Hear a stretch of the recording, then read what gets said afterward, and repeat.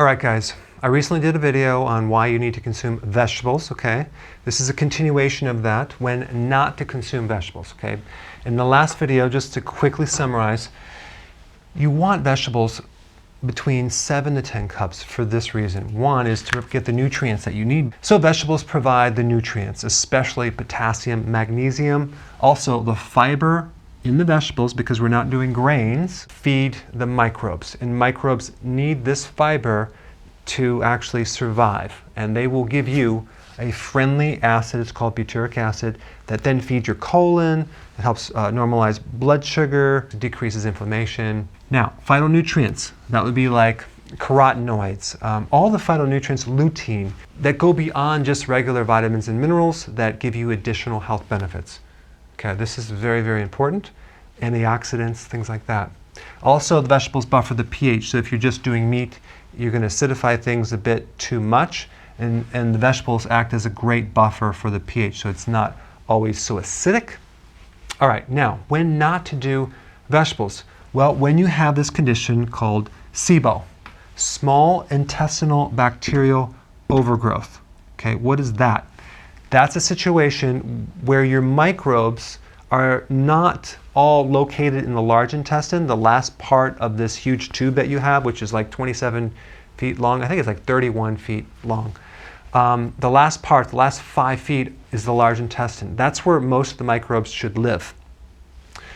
But in SIBO, you have those microbes now living in the wrong place. They live in the small intestine, which is the first part of the tube, okay? So if you have these microbes, it's called flora or microbiome, living in the small intestine when it should be in the large intestine, they can compete for nutrients. So basically, you're supposed to absorb all this nutrient in the small intestine. Well, these bacteria will eat that up and keep you deficient in nutrients. So that's not good.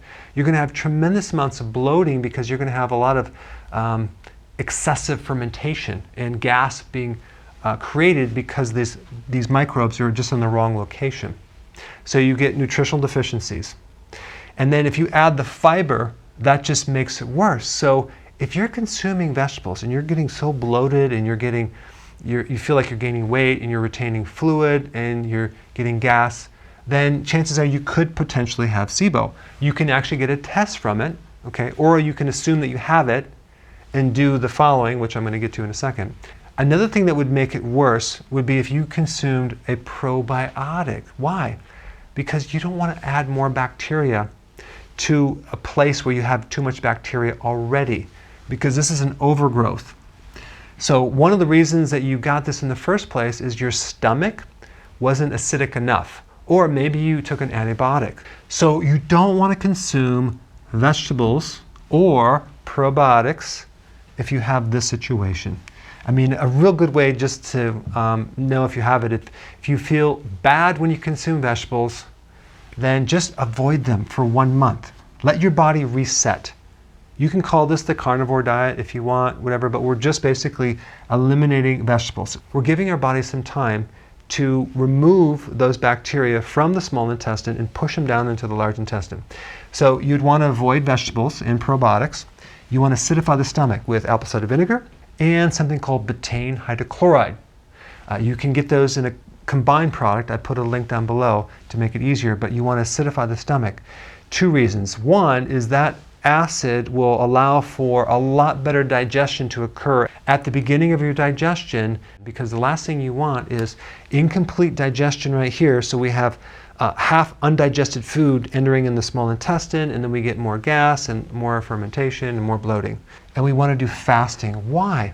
Because the normal transit time, the time it takes for food to go through your entire digestive system, is between 36 and 40 hours. So if you're eating every hour and a half, the food is just being crammed down there.